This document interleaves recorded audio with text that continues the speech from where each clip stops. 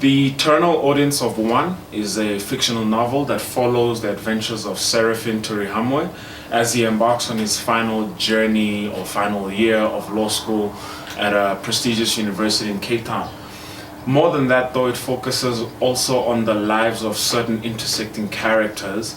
For example, his family, his mom, his dad, his younger brothers, his close-knit group of friends, a number of other immigrants in the story, and all of them enter and leave the story in particular places and times. And so basically it deals not only with Seraphin's trajectory through space and time in the story, but also all of the others around him and how their stories essentially are interwoven. I would classify it as a comedy because I find particular parts of the story very, very funny, but like with anything comedic, there's often a tragic aspect to it. And I think it really ties in with what Charlie Chaplin said, that, you know, in the short term, life is really a tragedy, but in the grand scheme of things, when you look back on things, it's a comedy. And that's how I would classify it. One of the biggest themes that the novel deals with is immigration or migration. Basically how moving from home, or whatever it is that you call home, how that affects you as a person, and then a family unit, and then the people around you when you settle in a new country. It deals with lost culture, lost language, this idea of nationhood that is no longer tethered to the characters because they've had to leave their homeland.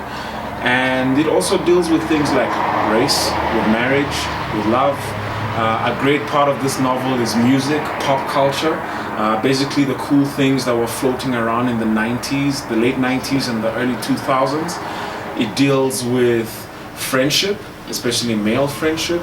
It deals with loss, and it deals with other auxiliary themes like travel and aspiration, hopes and dreams that are not fulfilled just by small accidents of geography or follies of history. And that's what the novel deals in great detail.